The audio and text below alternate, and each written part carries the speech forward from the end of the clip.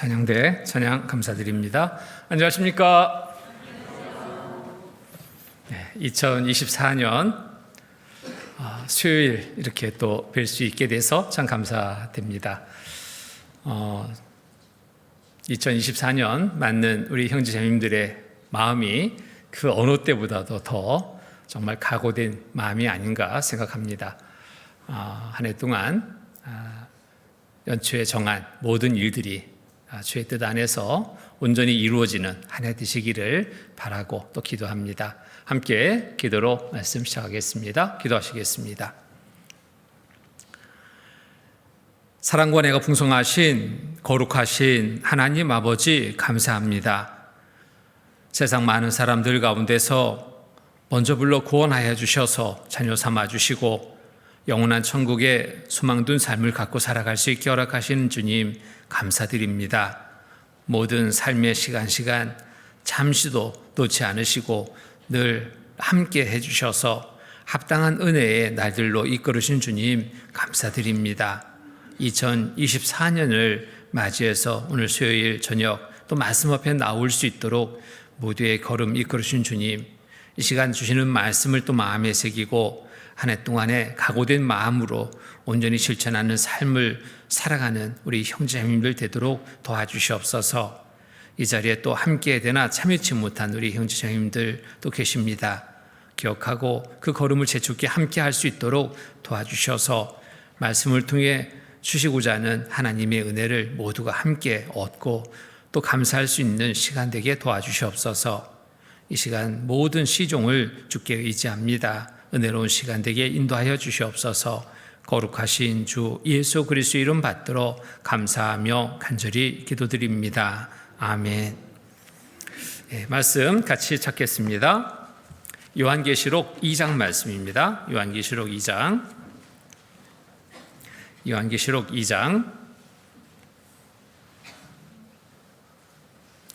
4절로 5절 말씀, 요한계시록 2장 4절로 5절 말씀입니다. 찾으셨으면 함께 읽겠습니다. 그러나 너를 책망할 곳이 있나니 너희 처음 사랑을 버렸느니라. 그러므로 어디서 떨어진 것을 생각하고 회개하여 처음 행위를 가지라. 만일 그리하지 아니하고 회개치 아니하면 내가 내게 임하여 내 촛대를 그 자리에서 옮기리라. 2023년이 씩 지났습니다. 이제 새롭게 한 해를 맞게 됐습니다. 2024년 지난해 우리 모두는 함께 서론을 정하고 외치며 실천하는 그러한 삶의 한 해를 보냈습니다. 2023년 슬로건 다 아시죠? 오직 일심으로 한 뜻으로 협력하여 두려워 말고 복음 전하자, 이렇게 슬로건을 정해서 한 해를 살았는데요. 올해 새해가 됐습니다. 2024년 그 어느 때보다도 새해를 맞는 우리에게 정말 여러 어려움의 소식들을 듣게 됩니다. 전쟁의 소식은 끊임없이 나오고 있고 또 최근 일본에서는 또 대형 지진이 나서 정말 많은 고통 가운데 있다는 소식도 뉴스를 통해서 듣게 됩니다. 이런 여러 일들이 우리 구원받은 그리스도인에게는 예사롭게 보아넘길 일들은 아니라고 생각합니다. 모든 일들이 성경에 기록된 대로 나타나고 있는 이때 정말 우리가 살고 있는 2024년 한 해가 어찌 보면 마지막이 될 수 있겠다라는 그러한 생각도 해볼 수 있는 그러한 환경 속에 우리가 살고 있습니다. 그래서 2024년 그 어느 해보다도 우리가 더 정신을 차리고 온전한 삶을 살아야 될 때다라고 생각이 듭니다. 그래서 2024년 올해 슬로건은 처음의 마음처럼 마지막처럼으로 정했습니다. 처음의 마음은 다 좋았습니다. 또 마지막이라 생각하면 정말 최선을 다하는 삶을 살게 됩니다. 오늘이 마지막의 날, 1월이 마지막의 달, 2024년이 마지막의 해가 된다면 나는 어떠한 삶을 살아야 될까 하는 것을 우리가 한번 생각해 봅니다. 자, 오늘을 구원받은 첫날로 한번 생각하고 시작하는 그러한 마음을 가졌으면 좋겠습니다. 그리고 또 마지막 날처럼 하루하루 살아가는 그러한 한 해가 된다면 주님 오시는 그날에, 주님 앞에 서는 그날에 많은 후회가 아니라 하나님 앞에 받을 상을 많게 하는 그런 삶이 될 겁니다. 여기에 에베소 본문에 에베소 교회 성도들에게 구원받은 후에 시간이 지나면서 처음 가졌던 처음 사랑이 변한 것을 책망하고 있습니다. 자, 여기 4절에 보면은 그러나 너를 책망할 것이 있나니 너희 처음 사랑을 버렸느니라. 처음 사랑을 버린 것에 대해서 책망하고 있습니다. 처음 사랑이라는 것은 이게 말씀의 내용을 살펴보면 구원받은 직후 하나님께 대한 성도들의 순수하고 진지하고 열정적인 사랑의 마음과 행위를 말합니다. 처음에 이 마음을 우리 또한 가졌습니다. 정말 순수한 마음이었습니다. 진지한 마음이었습니다. 또 주님을 살고자 하는 열정적인 마음 또한 우리도 가진 때가 있습니다. 그렇듯 살려고 많은 노력을 기울인 때도 있었습니다. 그런데 연수가 더하면 더할수록 그 사랑이 더 크게 나타나야 되는데, 실천되어야 되는데 어찌된 일인지 거꾸로 역행하는 그러한 상황들을 참 볼 때가 많습니다. 마지막 때를 살고 있는 우리의 모습 어떠한가 정말 살펴보고 살펴봐야 될 때입니다. 에베소 교회 성도들에게 책망하시는 말씀 앞에 나도 한번 살펴봅니다. 책망받을 삶의 모습은 아닌지, 처음 사랑을 버려버리고 육신적인 내 이기적인 그런 삶의 방식 속에 방향을 잡고 나가고 있지는 않은지 우리가 정말 살펴봐야 될 때입니다. 그래서 처음 사랑을 회복해서 책망받는 신앙이 아니라 칭찬받는 신앙이 될 수 있도록 우리가 이제부터 새롭게 각오하고 출발하는 시간이 되어야 됩니다. 여기 요한계시록 2장 5절의 말씀 보면은 그러므로 어디서 떨어진 것을 생각하고 회개하여 처음 행위를 가지라. 만일 그리하지 아니하고 회개치 아니하면 내가 내게 임하여 내 촛대를 그 자리에서 옮기리라. 자, 그러므로 어디서 떨어진 것을 생각하고 살펴봐야 됩니다. 무엇 때문에 그 처음 사랑을 잊고 살고 있는지 살펴봐야 됩니다. 구원받은 1년 전의 마음을 우리가 찾아봅니다. 내가 구원받은 지 1년 됐다면 그 시작의 마음을 찾아봅니다. 2년 됐다면 그 2년 전에 내 시작의 마음을 한번 찾아봅니다. 5년 됐다면 5년 전 그때 시작의 마음 한번 찾아봅니다. 10년, 20년, 이 자리는 30년, 혹 40년 된 분도 있을 거라고 생각합니다. 그런데 그 연수가 지금 내 삶에 비례해서 온전한 삶을 살고 있는지 살펴봐야 됩니다. 오히려 반대된 삶은 살고 있지 않은지, 거꾸로 역행하는 삶은 살고 있지 않은지, 하나님 앞에 섰을 때 큰 책망이 주어질 겁니다.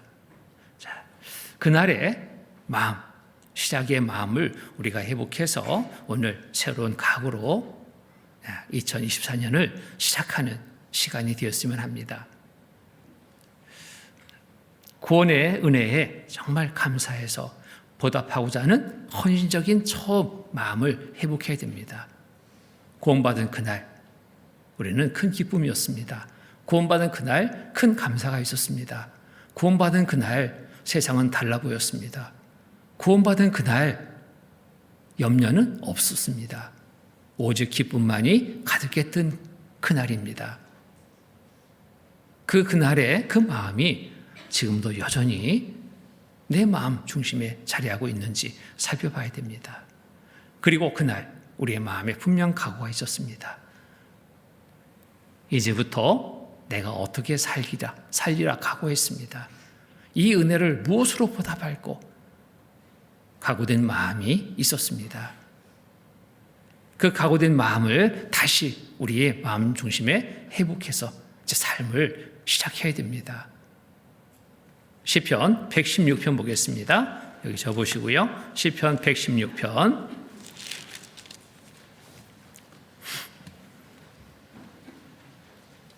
16편 12절로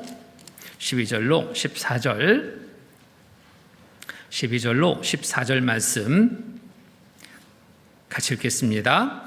여호와께서 내게 주신 모든 은혜를 무엇으로 보답할꼬? 내가 구원의 잔을 들고 여호와의 이름을 부르며 여호와의 모든 백성 앞에서 나의 소원을 여호와께 갚으리로다. 여호와께서 내게 주신 모든 은혜를 무엇으로 보답할꼬? 시작일 때 우리의 마음 또한 동일하게 이 마음을 가졌습니다. 무엇으로 보답할꼬? 어떻게 다 보답할꼬? 내가 구원의 잔을 들고 여호와 이름을 부르며 여호와의 모든 백성 앞에서 나의 소원을 여호와께 갚으리로다. 정말 은혜에 보답하고자 하는 이 소원의 마음을 온전하게 행하고자 하는 그런 마음으로 출발할 때가 있었습니다. 대부분 구원받으시고 구원의 그 은혜, 큰 은혜에 감사해서 정말 보답할 마음을 누구나 갖고 시작했습니다. 그렇게 출발했습니다. 이제 내가 사는 것이 아니다. 누구를 위해 사는 것? 주님을 위해 사는 것이다. 분명하게 우리는 마음에 정하고 출발했습니다. 갈라디아서 2장 보겠습니다. 갈라디아서 2장 22절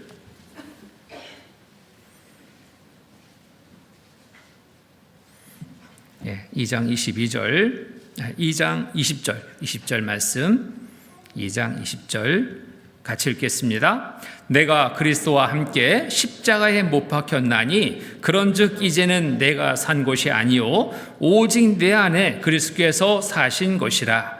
이제 내가 육체 가운데 사는 것은 나를 사랑하사 나를 위하여 자기 몸을 버리신 하나님의 아들을 믿는 믿음 안에서 사는 것이라.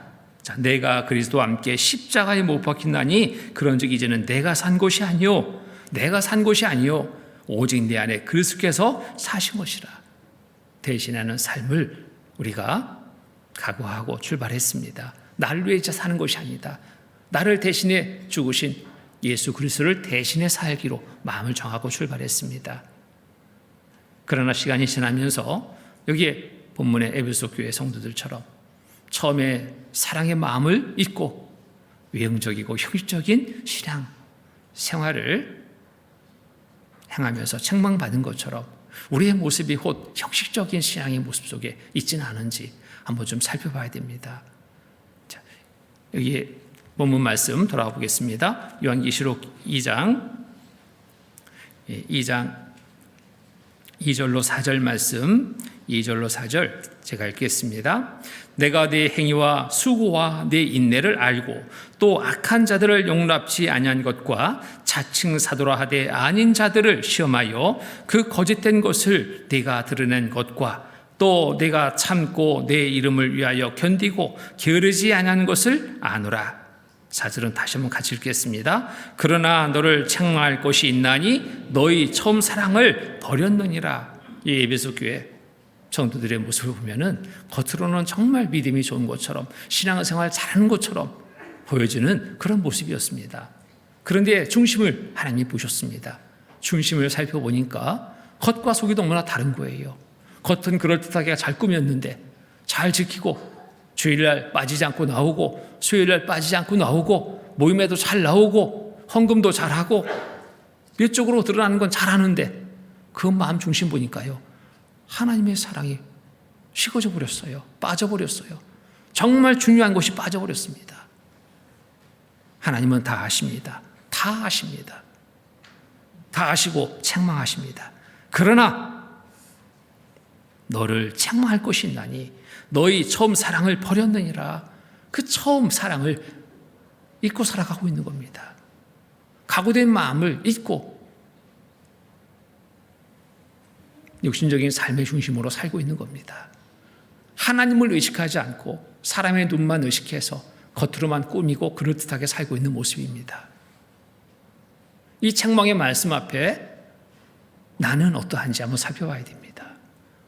교회에 나오는 것으로, 주일날 출석하는 것으로, 이런저런 모임에 참여하는 것으로 주님을 위해서 잘 산다라고 말할 수 있을까요? 하나님은 그보다 더 중요한 우리의 중심을 보십니다. 내 마음이 어떠한지를 보십니다. 정말 처음 사랑을 마음 중심에 두고 보답하는 삶을 지금 살고 있는지, 혹은 그것이 아니라 사람을 의식해서 형식적인 외형적으로 꾸며진 모습으로만 살고 있는 모습은 아닌지 정말 살펴봐야 됩니다. 교회 나오고 교제 가운데 함께 하지만 하나님이 베푸신 구원의 은혜에 보답하고자 하는 마음은 식어져서 한쪽은 세상 일로, 한쪽은 주님의 일로 양다리 걸치고 가고 있는 모습은 아닌지, 그런 모습이라면 불안하기 그지없습니다. 그런 모습이 아니라 분명하게 한 편을 택해서 살아가는 삶이 되어야 됩니다. 이것도 저것도 다 할 수 없습니다. 육과 영의 싸움에 적당히 타협해서 살고 있는 모습은 아닌지 우리가 정말 살펴봐야 됩니다. 말로는 마지막 때라고 말합니다. 오늘 밤이라도 주님 오실 때라고 말합니다. 그런데 내 삶은 어떻게 살고 있는지, 오늘 밤에 주님 오실 때 당당하게 나아가 맞이할 수 있는 삶인지, 부끄러움이 없는 삶인지, 이거 정말 살펴봐야 되지 않겠습니까? 이런저런 육신의 일들로 우선해서 쫓고 있는 삶의 모습이라면 에베소 교회 성도들과 다를 바 없이 책망받는 삶이 될 겁니다. 디모데후서 3장 보겠습니다. 디모데후서 3장.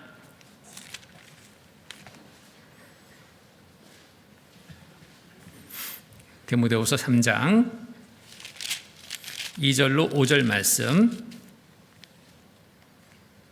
2절로 5절까지 같이 읽겠습니다. 사람들은 자기를 사랑하며 돈을 사랑하며 자긍하며 교만하며 회방하며 부모를 거역하며 감사치 아니하며 거룩하지 아니하며 무정하며 원통함을 풀지 아니하며 참수하며 절제하지 못하며 사나우며 선한 것을 좋아 아니하며 배반하여 팔며 조급하며 자고하며 쾌락을 사랑하기를 하나님 사랑보다 더하며 경건의 모양은 있으나 경건의 능력은 부인하는 자니 이 같은 자들에게서 내가 돌아서라. 5절에 경건의 모양은 있으나 경건의 능력을 부인하는 자니 이 같은 자들에게서 내가 돌아서라. 이러한 자기 중심적인 삶을 살고 있다면, 육신적인 일에 이끌려서 우선해서 살고 있다면 어떻게 하라고요? 돌아서라. 돌이키고 돌아서야 됩니다. 그대로 이대로 갈 수 없습니다. 잘못된 삶을 돌이켜서 구원받은 직후에 가졌던 마음, 처음의 마음 회복해야 됩니다. 이제부터 주께 정말 헌신적인 삶을 살고자 하는 각오로 이제 살아야 됩니다.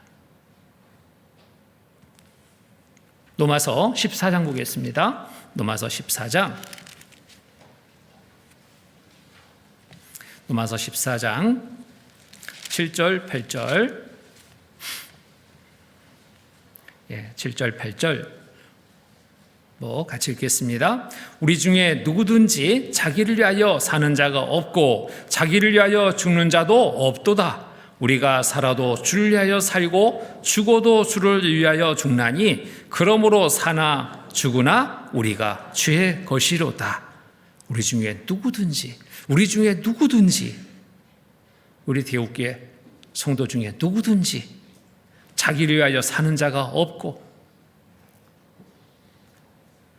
자기를 위하여 죽는 자도 없도다. 우리가 살아도 주를 위하여 살고 죽어도 주를 위하여 죽나니 그러므로 사나 죽으나 우리가 주의 것이로다. 사나 죽으나 주님을 위해서 살기도 죽기도 할 그런 각오된 마음으로 우리가 살아야 될 때입니다.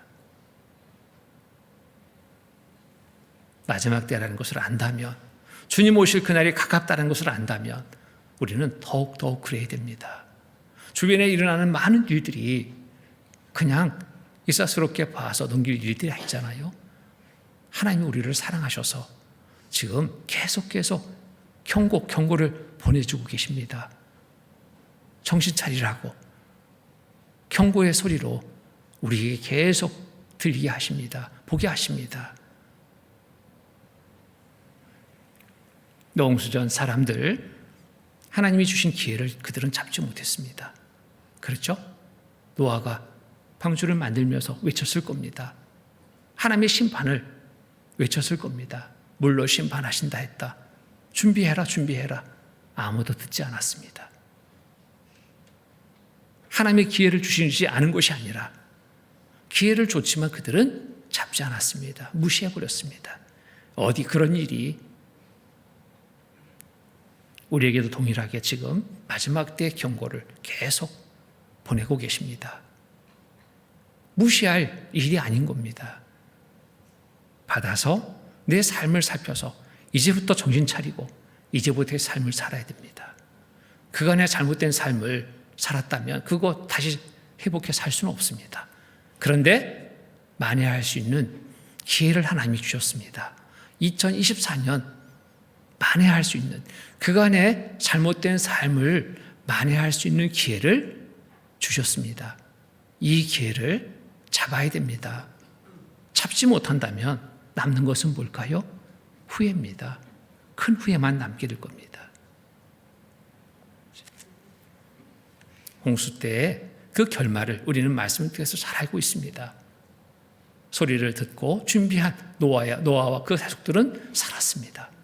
그러나 경고를 외면한 그들은 다 죽었습니다. 심판을 받았습니다. 그 결말을 보고 우리 또한 교훈을 얻어서 정말 준비하는 삶을 살아야 되겠습니다. 이 세상 마치는 날 후회 없이 홀가분하게 주님을 맞이할 수 있는 그날이 될 수 있도록 잘못된 삶이라면 고치고 변화를 가져야 됩니다. 하나님 앞에 잠시 후에 펼쳐질 우리의 삶에 대해서 좋은 일들이 기록될 수 있도록 이제부터 그 기록, 좋은 일들이 기록될 수 있도록 우리가 잘 살아야 될 때입니다. 시작의 마음 회복할 때 잘 살 수 있습니다. 처음에 마음으로 신앙의 정말 기본적인 생활부터 우리가 다시 한번 점검해 봅니다. 기본적인 생활부터 다시 한번 점검해 봐야 돼요. 신앙의 기본, 말씀 생활이요, 기도 생활이요, 교제요, 전도요, 잘 말하고 있는데 그 기본의 생활에 대해서 나는 얼마큼 충실히 행하고 있는지 이거 살펴봐야 됩니다. 또 갈릴리 학교에서도 신앙의 기본을 배우잖아요. 갈릴리 학교 수료했습니다. 그런데 수료한 것으로 그쳐서는 안 됩니다. 수료했다면 배운 만큼 내 생활의 변화가 나타나야 되는 게 정상 아닙니까? 갈릴리 학교 몇 차례 내가 수료했습니다. 그런데 지금의 삶을 보면 참 그 말이 도대체 이해가 안 되는 그런 모습도 볼 때 참 안타깝습니다. 내가 언제 구원받았습니다. 보니까 몇십 년 됐어요. 몇십 년 되는 구원받은 연수에 걸맞는 삶이 돼야 되는데 이제 구원받은 형제 자매보다도 못한 삶을 살고 있다면 이건 어찌 된 일입니까? 뭔가 잘못되지 않았습니까? 하나님의 말씀을 이론으로 받아서는 안 됩니다. 하나님의 말씀을 머리에만 간직해서는 안 됩니다. 지식으로만 의미 없습니다. 하나님의 말씀을 내 마음에 둬야 됩니다. 마음에 있는 것이 겉으로 나와요. 말로 나오고 행동으로 나옵니다. 하나님의 말씀을 듣는데 어떻게 들었는가에 따라서 삶이 바뀝니다.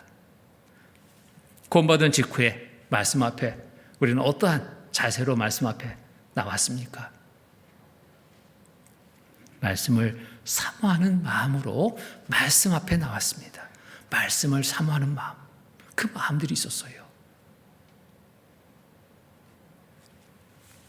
집회를 해보면요, 집회 때 우리 주일날은 뭐 구역별로 앉으니까 별로 구분이 안 되는데 집회 때 보면 구원받은 연수가 많으면 많을수록 말씀의 끈회를 더 얻었다면 더 얻고자 하는 마음으로 앞에 있어야 될 겁니다. 앞으로 나와야 될 거예요. 근데 놀랍게도 그 반대 현상을 봅니다. 구원받은 지 얼마 안 된 분들이 앞자리를 차지해요. 구원받은 지 오래된 분들은 다 뒷자리로 물러가요. 양보하느라고 참 좋죠. 양보가 아닙니다. 정말 솔직하게 한번 마음에 질문해 보십시오. 말씀의 그 가치를 소중하게 여겼다면, 그 말씀을 통해 은혜 받고자 하는 간절한 마음을 가졌다면 어디에 있을까요? 뒷자리에? 혹 나가서 밖에 왔다 갔다? 그럴 수 없을 겁니다. 귀중한 말씀이 이 자리에서 전해지고 있다면, 그거 듣지 않으면 안 돼, 그런 마음을 가졌다면 바로 이 앞자리는 대만원이 일어날 겁니다. 그게 정상적인 말씀을 사모하는 정상적인 마음 아니겠습니까? 왜 뒷자리로 올라가는가? 어떤 교회 갔더니요, 기둥이 있어요. 기둥 뒤에 누가 앉는가 살펴봤습니다. 오래되신 분들이 거기 기둥 뒤에 다 앉았더라고요. 참 안타까운 모습을 봅니다. 그 모니터가 거기 있어서 그게 아니죠. 숨고 싶은 겁니다. 왜? 말씀에 별로 관심이 없거든요. 들은 말씀, 수없이 들은 말씀을 이렇게 생각하니까 그 말씀 앞에 온전하게 나오지 않게 돼요. 못 나오게 되는 겁니다. 처음의 마음으로 돌아가서 우리가 말씀을 들을 수 있어야 됩니다. 말씀을 사모하는 마음, 정말 말씀을 쫓는 그러한 열정 속에 우리가 살아야 됩니다. 그거 회복해야 됩니다. 베드로전서 2장 보겠습니다. 베드로전서 2장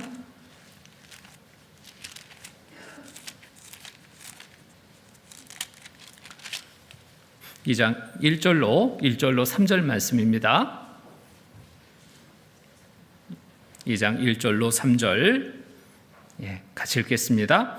그러므로 모든 악독과 모든 게을과 외식과 시기와 모든 비방하는 말을 버리고 갓난 아이들같이 순전하고 신령한 젖을 사모하라. 이는 이로 말미암아 너희로 구원에 이르도록 자라게 하려 함이니라.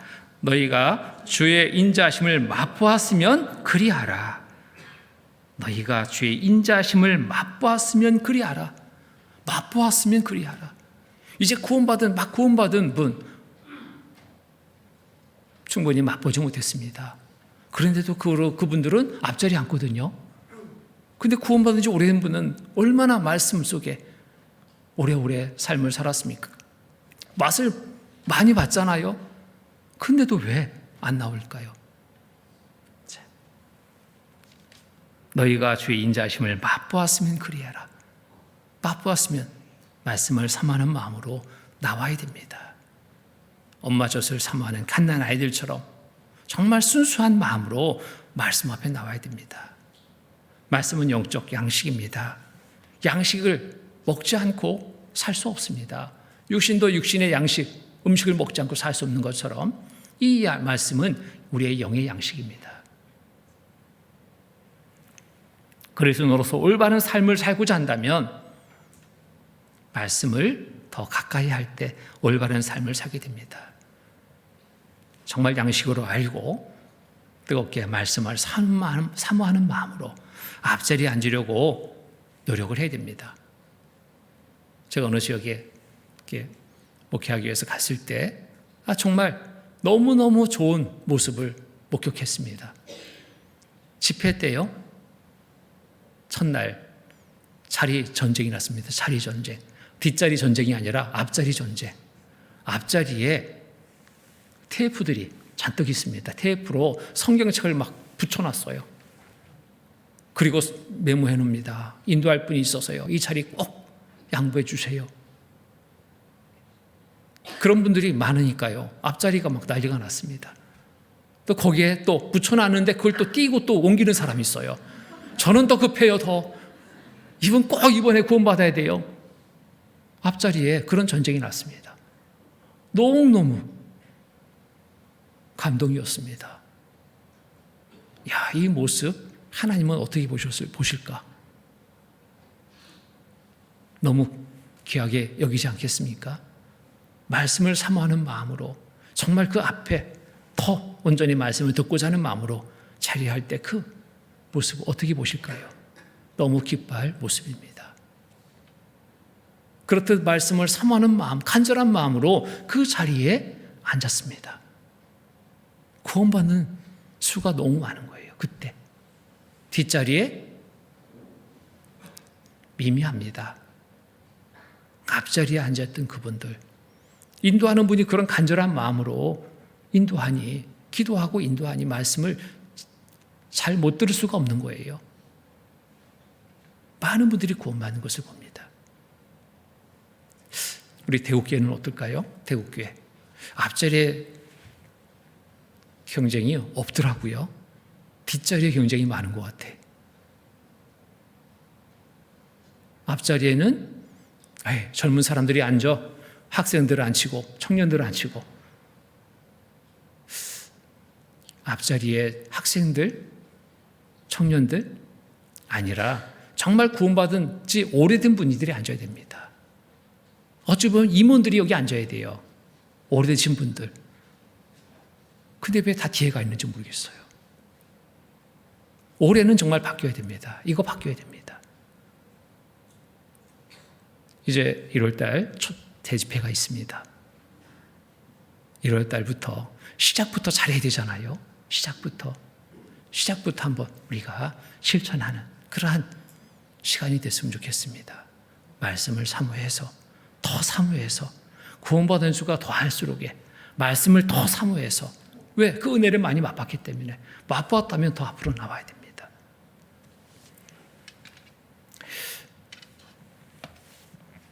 동일한 말씀이 전해집니다. 그런데 왜 은혜가 다를까? 말씀을 여러 번 들으면 은혜는 더해야 되는데 왜 은혜가 그렇지 않을까? 왜 반비례 할까? 그것은 어떤 이유일까요? 말씀을 전하는 사람이 잘못 전해서 그도 이유의 하나일 수도 있습니다. 그런데 그보다 더 중요한 것은 내 마음이 변해버렸습니다. 이거부터 빨리 회복해야 돼요. 구원받은 연수가 더할수록 말씀을 듣고 은혜가 더 많아야 되는데 오히려 반비례하는 그러한 상을 겪고 있다면 그 원인은 단 하나입니다. 말씀을 듣는 자세 틀렸기 때문에 그렇습니다. 그걸 바로 해야 됩니다. 누가복음 8장 보겠습니다. 누가복음 8장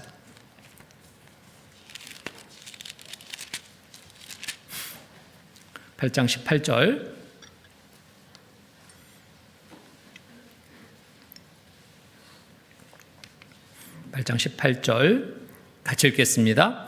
그러므로 너희가 어떻게 듣는가 스스로 삼가라. 누구든지 있는 자는 받겠고 없는 자는 그 있는 줄로 아는 것까지 빼앗기리라 하시니라. 어떻게 듣는가 스스로 삼가라.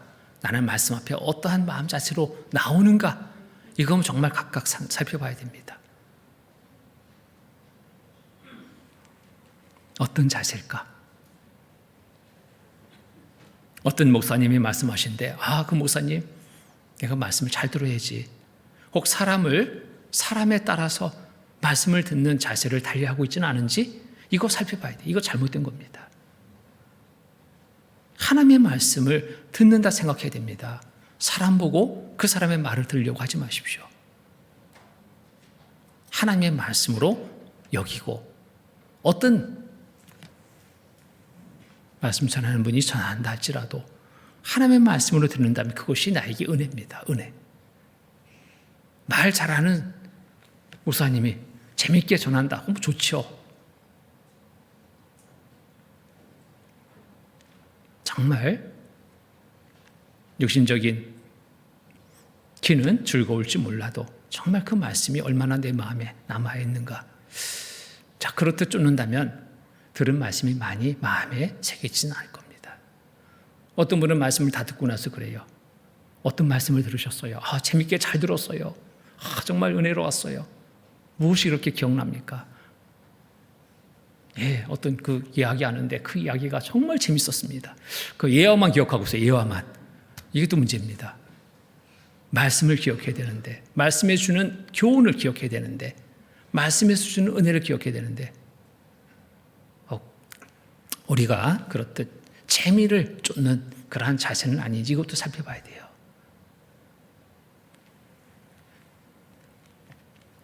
듣는 자세 중요합니다.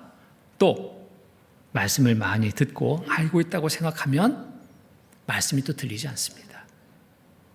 구원받은 지 오래된 분들이 말씀 앞에 왜 꾸벅꾸벅 졸고 있냐면 다 아는 말씀으로 여기기 때문에 그래요. 전에 들었던 말씀 나 다 알아. 졸릴 수밖에 없습니다. 처음 듣는 말씀처럼 좀 어떤 말씀을 전해주실까? 기대하는 마음으로, 기다리는 마음으로, 듣고자 하는 마음으로 들을 때는 졸릴 수가 없습니다.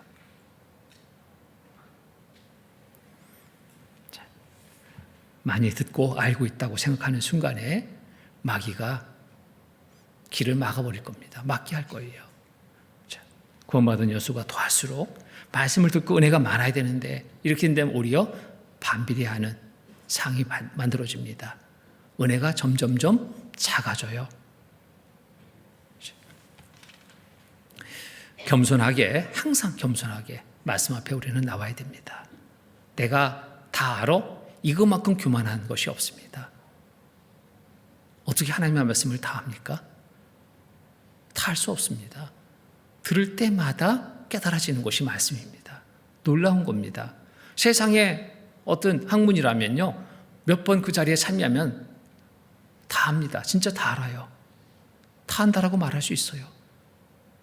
그런데 하나님의 말씀 앞에는 그렇지 않습니다. 들어도 다 몰라요. 그러니까 들을 때마다 한 말씀 한 말씀씩 더 깨달아 알아가는 겁니다. 그 과정 속에 있는 거지 다 알아. 이것은 있을 수 없습니다. 정말 큰 교만입니다. 야고보서 4장 보겠습니다.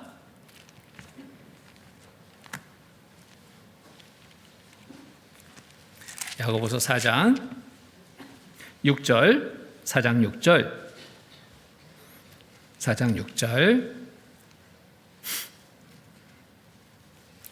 6절 같이 읽겠습니다. 그러나 더 큰 은혜를 주시나니 그러므로 일러스되 하나님이 교만한 자를 물리치시고 겸손한 자에게 은혜를 주신다 하였느니라.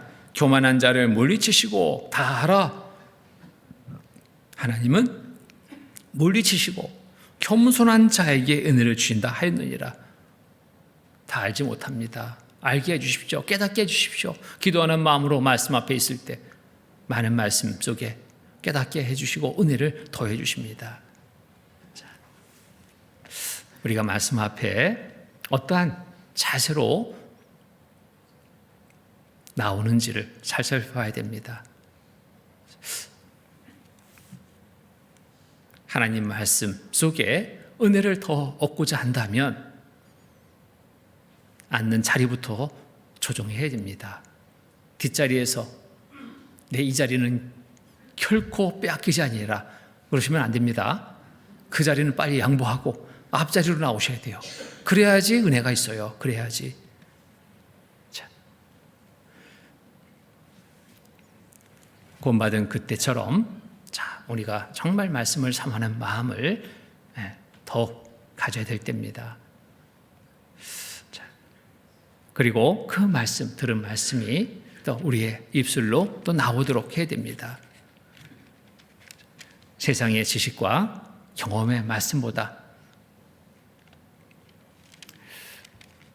하나님의 말씀이 우리의 생활 속에서 늘 먼저 나오게 하려면 우리가 말씀을 잘 공급받아야 됩니다. 세상의 지식의 말로 서로 앉아서 이야기하다 보면 서로 변론이 일어나고 서로 감정 싸움도 일어날 수 있습니다.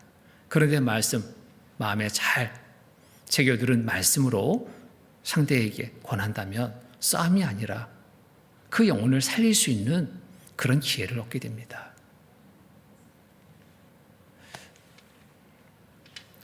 각종 우리가 그 모임에서도요, 그 모임에 함께한 형제자매들의 그 이야기를 이렇게 들어볼 때가 있습니다. 어떠한 내용이 주가 되는가에 따라서 거기에 함께한 분들의 그 신앙의 정도가 대략 구분이 됩니다. 어떤 분들은 정말 말씀으로 교제를 합니다. 이 말씀을 내가 읽었는데, 들었는데, 이 말씀이 너무너무 은혜됐다고, 내 삶을 돌아보게 됐다고, 이제부터는 이렇게 살아야 되겠다고 마음을 정하게 됐다고.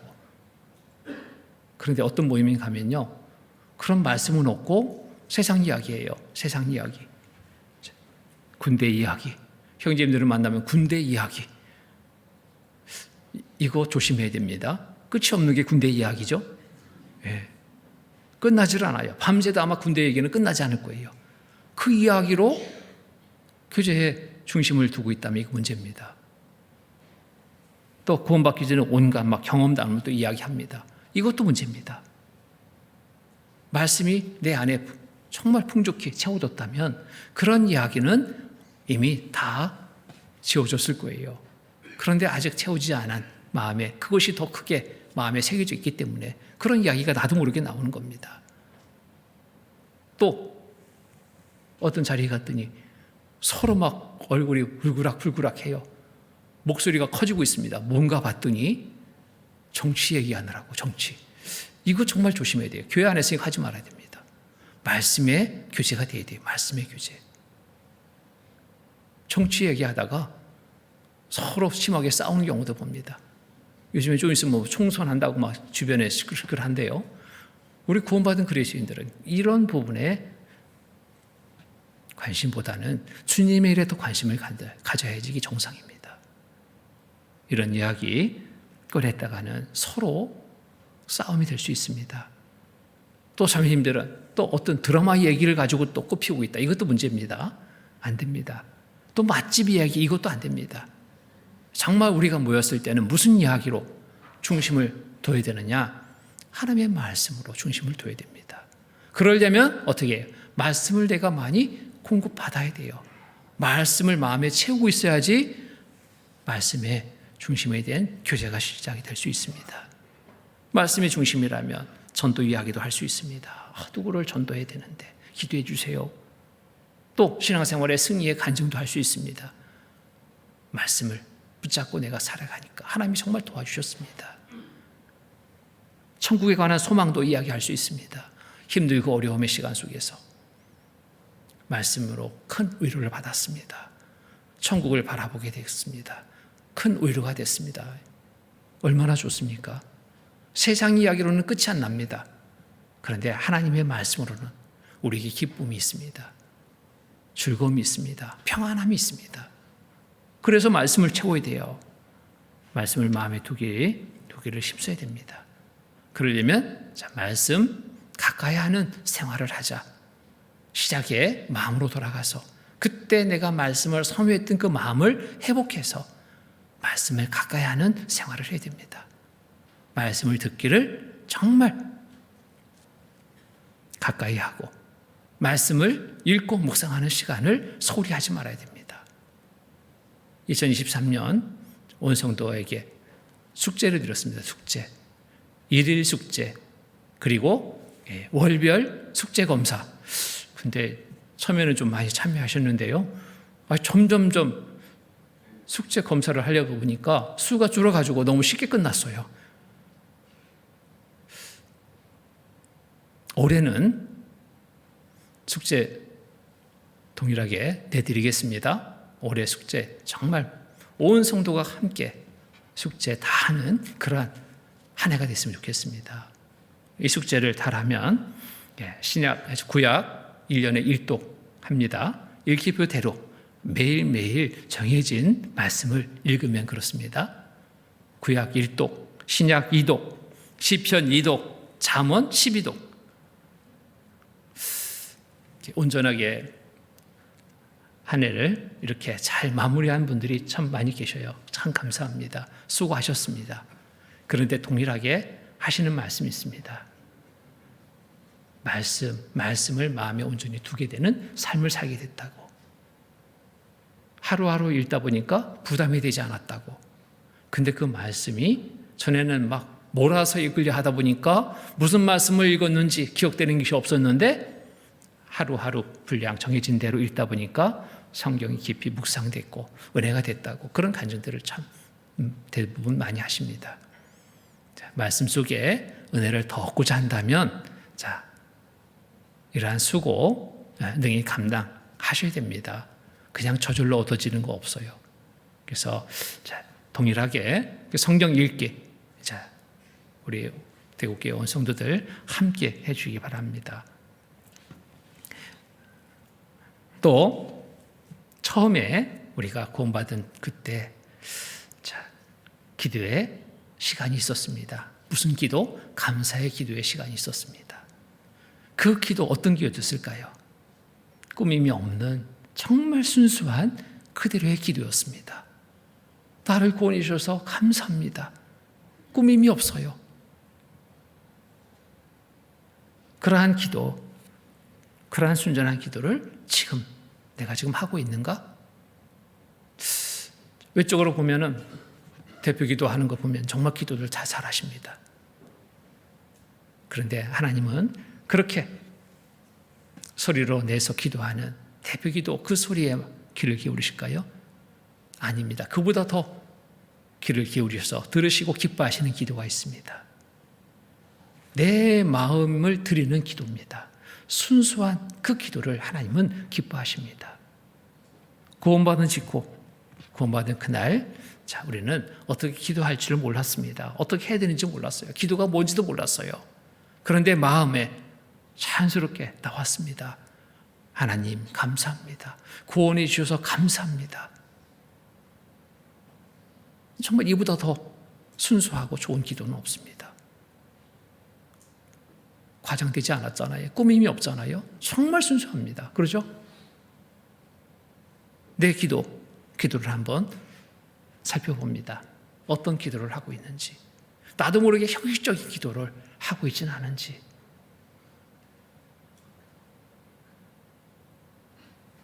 기도 내용이 그냥 반복적으로 녹음기 틀어놓은 것처럼 행하고 있지는 않은지. 매일매일 달라지는 여러 사항들에 대해서 하나님께 알아야 되는데 그렇지 않고 그냥 일상적인 그런 기도 속에 혹 있고 있지는 생활하고 있지는 않은지 우리가 정말 살펴봐야 돼요.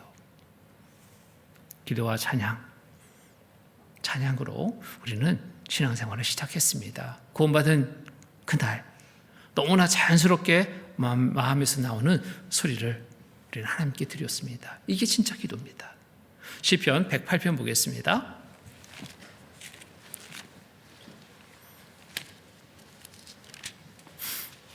시편 108편 1절로 5절.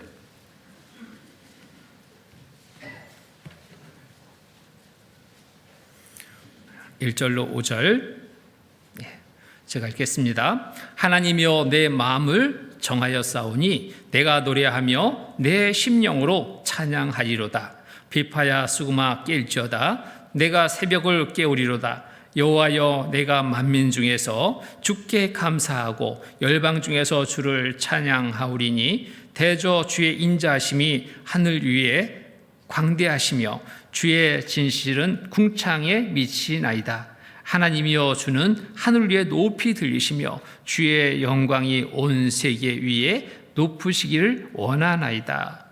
하나님이여 내 마음을 정하고 내 마음을 정하였사오니 내가 노래하며 내 심령으로 찬양하리이다. 내 심령으로, 내 마음으로, 마음 중심으로 주를 찬양하며 기뻐하는 이 소리, 이 정말 이보다 더 아름다운 기도 소리 없죠? 신실된 마음입니다. 마음으로 정말 하나님께 기도하며 마음으로 찬양하고 있는지 이거 정말 살펴봐야 됩니다.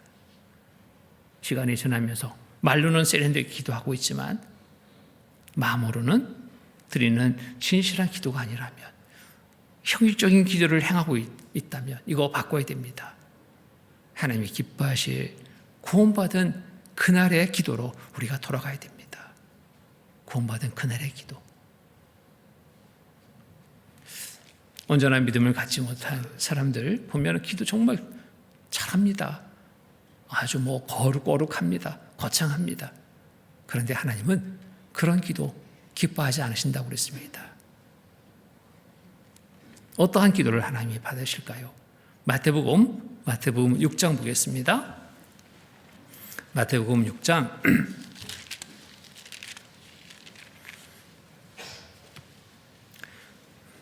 마태복음 6장 5절로 7절 말씀입니다.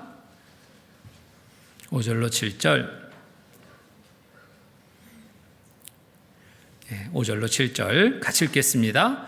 또 너희가 기도할 때에 외식하는 자와 같이 되지 말라. 저희는 사람에게 보이려고 회당과 큰 거리 어귀에 서서 기도하기를 좋아하느니라.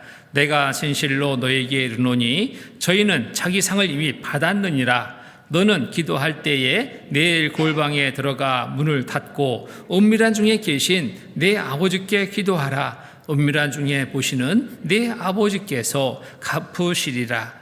또 기도할 때 이방인과 같이 중언부언하지 말라. 저희는 말을 많이 해야 들으실 줄 생각하느니라. 기도할 때 골방에 들어가 문을 닫고 은밀한 중에 계신 내 아버지께 기도하라. 하나님께 기도드리는 겁니다. 사람에게 하는 게 아니죠. 하나님께 드리는 겁니다. 하나님과 개인적인 만남의 귀한 시간입니다. 이 시간을 우리는 소홀히 해서는 안 됩니다. 하나님과의 만남의 시간, 이 시간을 통해서 우리의 삶을 살피게 되고요. 하나님의 도우심을 또 구하고 그 도우심에 감사하며 보답할 수 있는 삶을 또 각오하고 살아가게 됩니다. 자, 기도는 영적 호흡이라고 합니다. 기도하지 않고 잘 살 수 없습니다. 호흡하지 않고 살 수 없는 것처럼 마찬가지입니다. 모든 일에 앞서서 믿음으로, 어떤 기도? 믿음의 기도. 하나님께 먼저 구하고 살아갈 때 평강의 삶이 있습니다. 빌립보서 4장 보겠습니다. 빌립보서 4장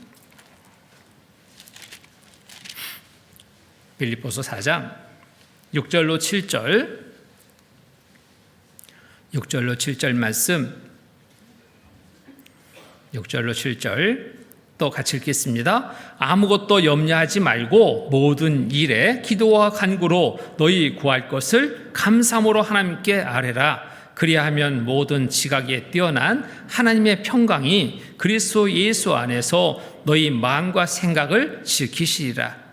아무것도 염려하지 말고 오직 모든 일에 기도와 간구로 너희 구할 것을 감사함으로 하나님께 아뢰라. 구할 것을 감사함으로 하나님께 아뢰는다는 게 뭘까요? 주일 줄 믿는 믿음, 받은 줄 믿는 믿음, 감사함으로 하나님께 아뢰라. 자, 믿음의 기도입니다. 그리하면 모든 지각이 뛰어난 하나님의 평강이 그리스도 예수 안에서 너희 마음과 생각을 지키시리라. 하나님의 기도에 응답 주십니다. 지켜주십니다. 도와주십니다. 감사할 수 있는 은혜의 시간이 됩니다. 기도의 시간을 우리는 소홀히 할 수 없습니다. 우리는 정말 무지하기 때문에 기도해야 됩니다. 하나님의 도우심이 절대적으로 필요한 우리들입니다. 내가 아무리 잘났다 해도 하나님보다 더 잘나지는 않았죠? 이 세상에 이런저런 많은 일들을 우리는 겪고 살아갑니다. 생각지 못한 여러 일들도 겪게 됩니다. 내가 어찌할 수 없는 그러한 의급한 상도 만나게 됩니다. 그때 우리가 어떻게 해야 될까요? 당황하고 어쩔 바 모르는 그런 상황 속에서 두려워 떨어야 될까요? 아니요. 우리는 하나님의 자녀이기 때문에 이 모든 상황들을 하나님의 도우심 속에서 극복해 나갈 수 있는데 그 도구가 뭐냐면 기도입니다. 기도. 하나님께 기도하는 거예요. 그리하면 모든 지각에 뛰어난 하나님의 평강이 그리스도 예수 안에서 너희 마음과 생각을 지키시리라. 누가? 하나님이 지켜주신대요.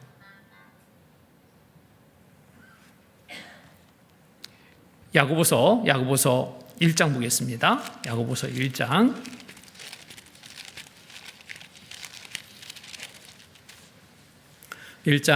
5절로 6절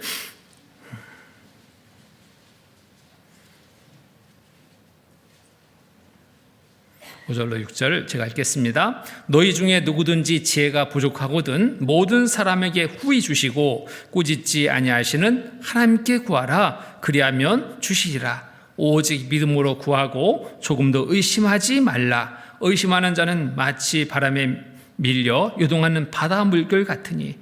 자, 너희 중에 지혜가 부족하거든. 지혜가 부족합니까? 어떻게 하라고요? 모든 사람에게 후히 주시고 꾸짖지 아니하시는 하나님께 구하라. 그리하면 주시리라. 지혜가 부족할 때 하나님께 구하면 주십니다. 꾸짖지 아니하십니다. 세상에 살다 보면 그런 적 있죠. 내가 몰라가지고 물었어요. 그랬더니 막 무시당합니다. 야, 그것도 모르냐?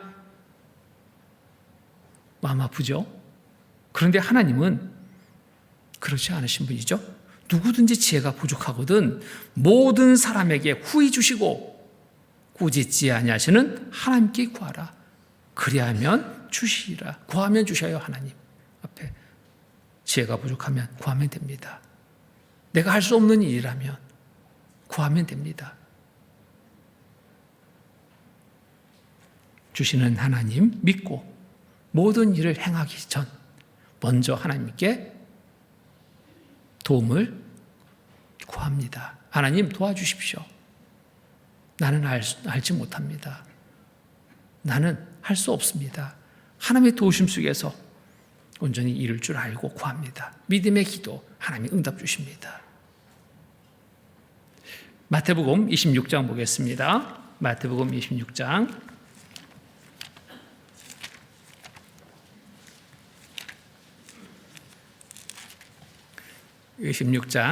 41절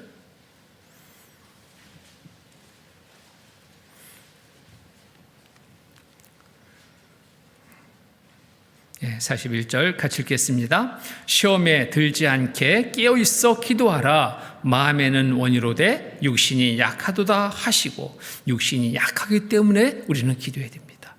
육신이 약해요. 나 강한 것 같지만 약합니다. 그렇기 때문에 기도해야 됩니다.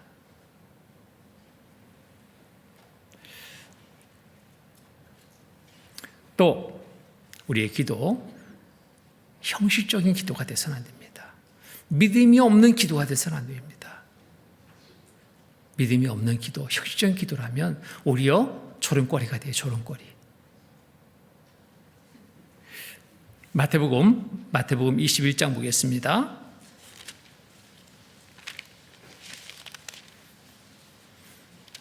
21장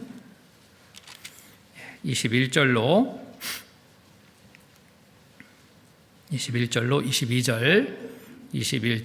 22절 말씀 제가 읽겠습니다. 예수께서 대답하여 가라사대 내가 진실로 너희에게 이르노니 만일 너희가 믿음이 있고 의심치 아니하면 이 무화과 나무에게 된 이런 일만 할 뿐 아니라 이 산더러 들려 바다에 던지우라 하여도 될 것이요 너희가 기도할 때 무엇이든지 믿고 구하는 것은 다 받으리라 하시니라. 믿고 구하는 것은 다 받으리라 하시니라. 믿음의 기도입니다. 믿음의 기도에 응답이 있는 거예요. 어느 교회당 앞에 갑자기 없던 큰 술집이 지어진 겁니다. 근데 그 술집에 밤낮 없이 왜 이렇게 사람들이 많이 몰려드는지 장사가 너무 잘 돼가지고요. 교회에 너무 방해가 되는 거예요. 허구한 날 술 취한 사람들 막 노래 부르고 소리 지르고 또 막 여기저기 또 막 방뇨하고 교회 그 환경이 너무너무 나빠졌어요. 말씀 듣는데도 그 음악 소리 때문에 방해가 됐습니다. 그래서 담임 목사가 안 되겠다. 이거 정말 안 되겠다. 이거 어떻게 해야 되는데. 그래서 성도들에게 제안을 했습니다. 우리 함께 기도합시다. 어떤 기도? 저 술집 좀 망하게 기도합시다 그랬어요. 그런데 얼마 지나지 않아서 어찌 됐는지 술집이 문 닫게 됐어요. 그런데 문제가 생겼습니다. 이 술집 사장이 어떻게 알았는지, 어떤 성도가 가서 얘기했는지, 우리가 당신 망하게 기도하고 있습니다라고 알려줬는지 쫓아와가지고 막 난리가 났습니다. 당신들이 우리 술집 망하라고 기도했다면서요. 막 난리가 났어요. 싸움이 막 크게 번져가지고 결국에는 소송이 걸렸습니다. 재판을 받게 됐어요. 목사도 나가고 술집 사장도 나오고 어찌된 일인지 판사가 한마디씩 하라고 합니다. 이 술집 사장이 말합니다. 우리 술집이 망한 것은 저 교회에서 우리 술집 망하라고 기도했기 때문에 망한 겁니다. 그러니까 손해배상 청구하는 겁니다. 이 손해배상 해야 됩니다. 그러니까 이 목사가 이게 큰일 났거든요. 술집 그 망한 거 손해배상하려면 엄청난 금액을 줘야 되는데 목사가 다시 서서 얘기합니다. 무슨 소리입니까? 술집 망한 게 어찌 우리 탓입니까? 우리가 기도하긴 했습니다. 그렇다고 어떻게 술집이 망합니까? 이 판사가 들어보니까 이게 뭐 이상한 거예요. 이게 거꾸로 된 것 같아. 판사가 판결을 합니다. 술집 사장은 믿음 줬음. 목사님 믿음 없음. 정말 부끄러운 판결이 났습니다. 이런 판결이 되면 안 되죠. 믿고 구했으면 감사해야 되잖아요. 형식적인 기도는 그 좋은 결과를 주어도 감사할 줄 몰라요. 믿음의 기도는 그 결과에 감사하게 됩니다. 자, 나는 어떤 기도로 생활하고 있는지, 어떤 기도에 생활하고 있는지 우리가 정말 살펴봐야 됩니다. 어떤 분은 기도한대요. 기도하는데 항상 그 입에는 불평, 불만이 끝나질 않습니다. 이래서 불만, 저래서 불평 끝나질 않아요. 기도한다 하면서. 기도하는데 왜 하나님이 안 들어주냐고. 근데 하나님이 좀 들어주고 계시거든요. 그 어려움이 더한 것은 이유가 있어요. 하나님이 그 기도에 응답 주시는 거예요. 나를 돌아보라고. 지금 기도에 응답을 주시고 있거든요. 너 돌아봐. 이런 어려움이 왜 있는지를 살펴봐. 그 어려움을 주고 있는데 그거는 알아차리지 못하고 자기 육신적인 생각에 자기가 바라는 대로 나타나지 않는다고 불평불만을 막 하고 있습니다. 올바른 기도일까요? 올바른 기도가 아닙니다.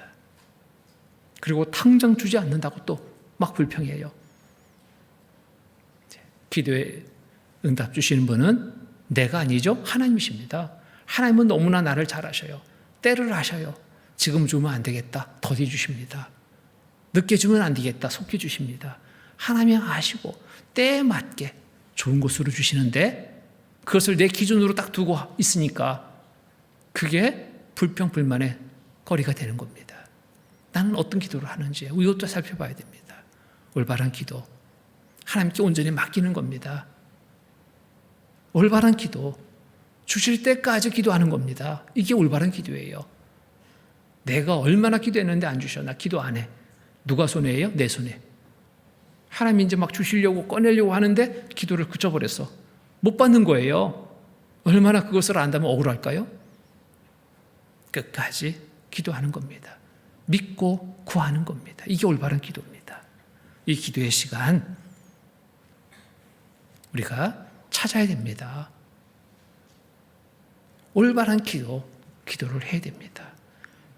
형식적인 기도 이제 던져버리고 올바른 기도를 우리가 해야 됩니다. 그리고 이 기도의 시간을 점차 늘려간다면 하나님의 도우심은 더 많은 도우심이 나에게 임하게 됩니다. 더 큰 은혜를 얻게 되는 거예요. 시작의 기도를 우리가 회복해야 됩니다. 그 시작의 마음의 기도를 회복해야 됩니다. 또 전하고자 하는 마음도 우리가 회복해야 됩니다. 전하지 않으면 답답해 견딜 수 없었던 전도의 마음, 이거 회복해야 됩니다. 구원받은 직후 우리 입 어땠습니까? 근질근질 하지 않았습니까? 전하지 않으면 막 견딜 수가 없었잖아요. 그 마음이 지금 어디가 있습니까? 지금 그렇게 근질근질한 입을 느끼십니까? 답답한 마음, 견딜 수 없는 마음 지금 갖고 계십니까? 구원받은 직후에 우리 마음은 이랬습니다. 이 마음 회복해야 되지 않겠어요?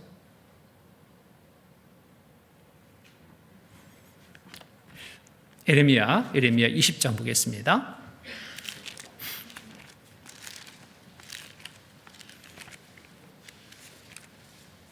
예레미야 20장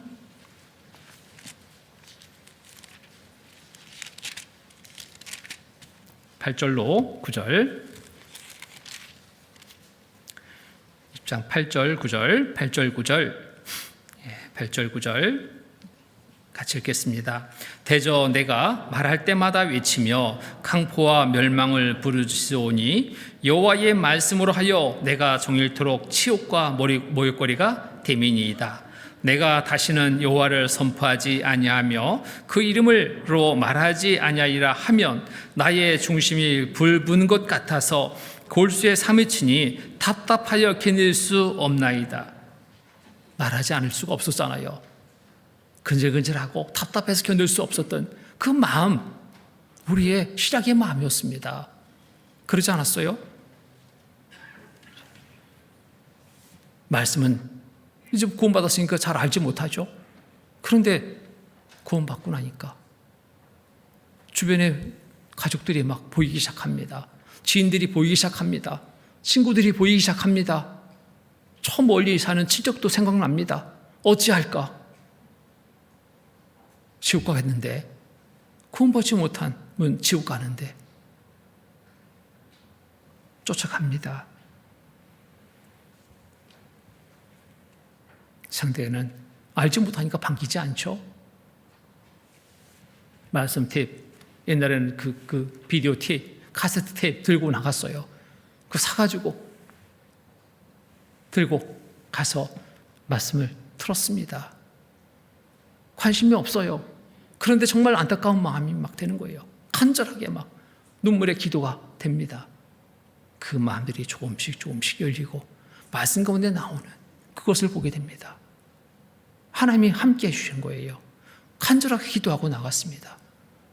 간절한 마음으로, 답답해 견딜 수 없는 마음으로 나가서 전했습니다. 휴가를 내서 시간을 그렇게 만들어서 갔어요. 근데 지금은 어떻습니까? 그 마음 믿습니까? 가까이 사는 가족들에게도 식어버린 마음에 입을 열지 않고 있지는 않습니까?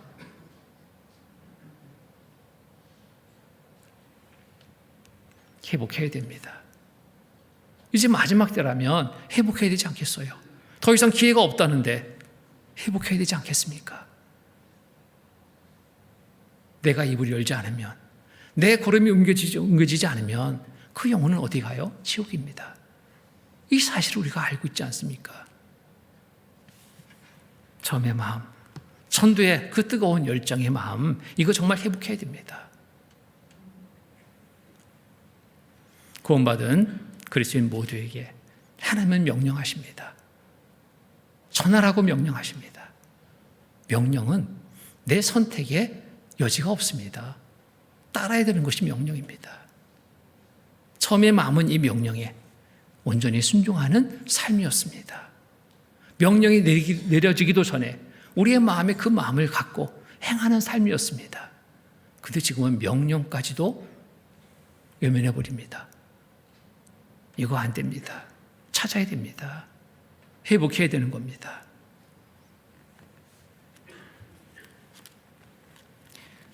디모데후서 4장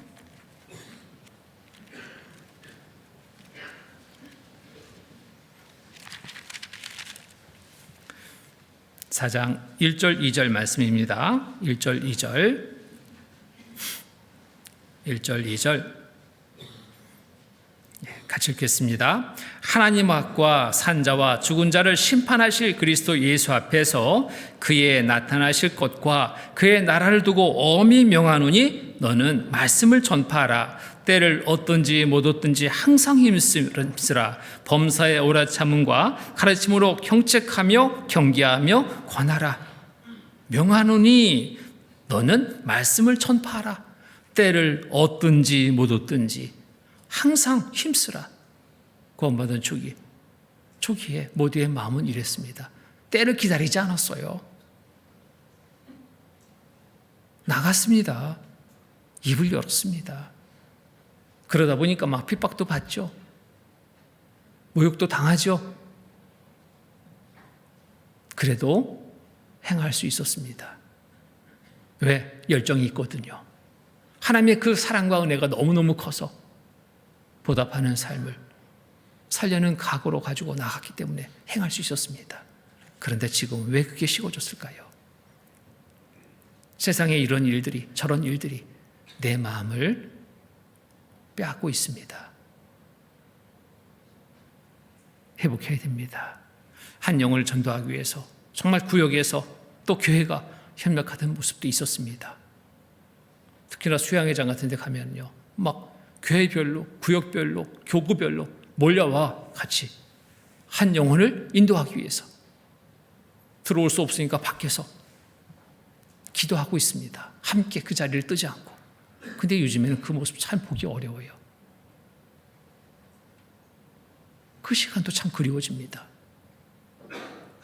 전국적으로 세계적으로 막 복음 전해지는 소식을 들을 때 모두가 다 막 감사하는, 감동하고 감사하는 그런 마음들이 있었습니다.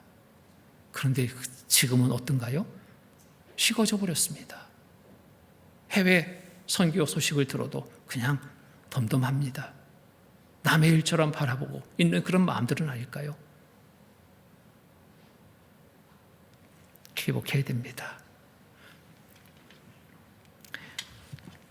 잠언 24장입니다. 잠언 24장.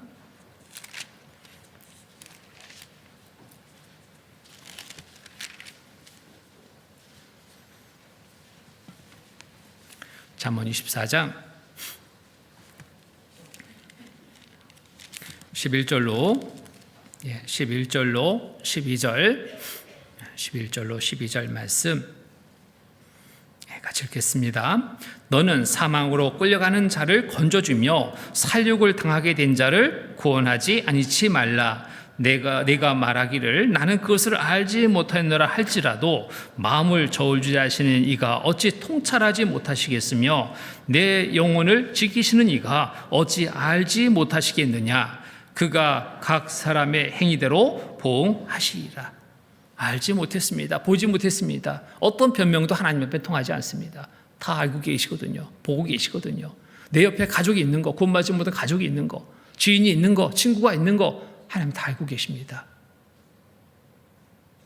나 알지 못해서요. 전하지 않았습니다. 어떤 변명도 통하지 않습니다. 주변을 한번 돌아보십시오. 가까이의 가족, 지인들 내 걸음을 기다리고 있습니다. 복음 전할 그 걸음을 기다리고 있습니다. 그 권함을 기다리고 있습니다. 내 생각으로 판단하지 마시고 기도하고 나가보십시오. 기다렸다는 듯이 반기는 이들도 만나게 됩니다. 실제 그런 경우들이 있어요. 내 생각으로 전도의 그 길을 스스로 막고 있지는 않은지 정말 우리 이것 살펴봐야 됩니다. 때를 얻든지 못 얻든지 힘쓰라고 그랬습니다. 내 생각은 내려놓고 말씀에 의지해서 명령이니 따르면 됩니다. 나가면 됩니다. 그래서 우리가 정말 2024년 이제 하나님이 또 허락해 주셨습니다. 기회를 주신 겁니다. 기회를. 만회할 기회.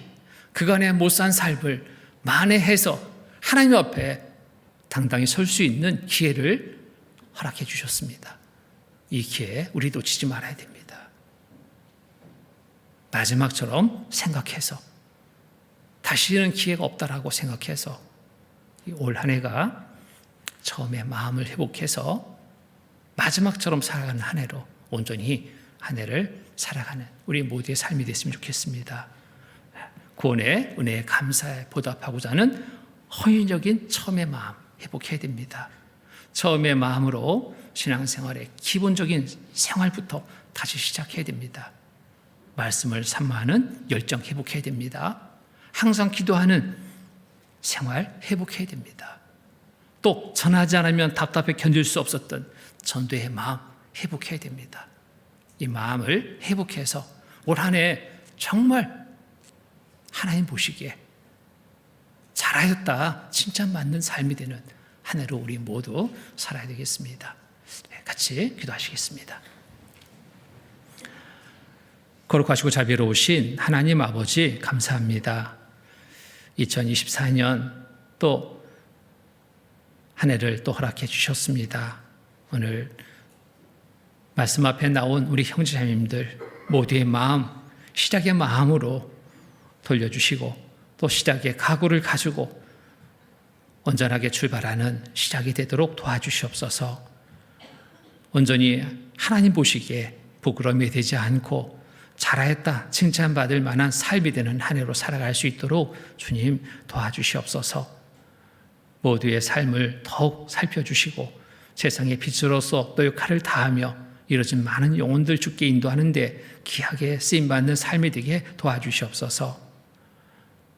말씀이 있는 곳마다 늘 참여하고자 하는 마음 갖게 하시고 또 주님 앞에 믿음의 기도로 하나님의 도우심 속에 살아가는 모두의 삶이 되게 도와주시고 한 영혼 한 영혼 주님이 귀하게 여기는 영혼으로 또 같은 마음을 가지고 대하고 전할 수 있도록 도와주시옵소서.